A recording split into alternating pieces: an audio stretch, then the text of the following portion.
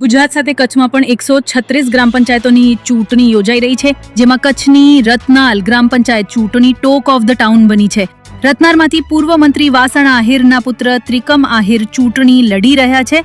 ગ્રામ પંચાયત ચૂંટણીના પ્રચારનો આવતીકાલે છેલ્લો દિવસ હોવાથી સરપંચ પદના ઉમેદવારો ઘેર ઘેર જઈને જોરશોરથી પ્રચાર કરી રહ્યા છે. રતનાલના ઉમેદવાર ત્રિકમ આહિર પણ આખા ગામમાં લોકોના ઘરો સુધી પહોંચી પોતાનો સંદેશ આપી રહ્યા છે.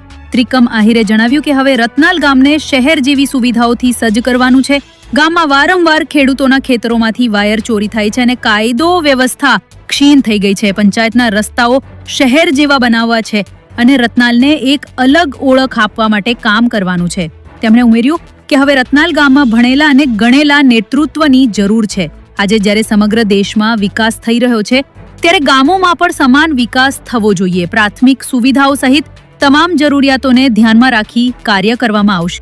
સાંજે 5 વાગે પ્રચાર શાંત થશે, એટલે અમારે જે હવે થોડો ઘણો બાકી છે વિસ્તાર, એને અમે કાલ સાંજ સુધીમાં પૂરો કરી લેશું અને ઘરોઘર અને શેરી જઈ અને આખા ગામને સમસ્યા જાણવાનો પ્રયાસ કરી રહ્યા છે અને પ્રચાર ચાલી રહ્યો છે. ગામમાં આપ જે રીતે પ્રચાર કરી રહ્યા છો, કેવો લોકોનો પ્રતિસાદ મળી રહ્યો છે? ખૂબ સારો પ્રતિસાદ મળી રહ્યો છે અને એક આ લોકોનો પ્રેમ છે. કયા કયા કામો છે, કયા કામોને લઈને ડોર ટુ ડોર પ્રચાર કરી રહ્યા છો?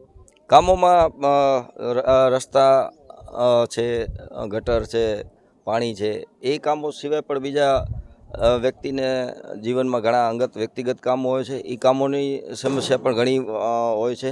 ઘણી જગ્યાએ હું આ ડોર ટુ ડોર નીકળ્યો છું, એમાં ઘણા બિચારા જે બેરોજગારો છે એને રોજગારીનો પ્રશ્ન હોય, બહેનોની ભરત ગૂંથણ માટેની જે લોન હોય એના પ્રશ્નો હોય, યુવાનોના બેરોજગારીનો હોય, ભરત ગૂંથણનો બહેનોનો હોય, માલધારીઓને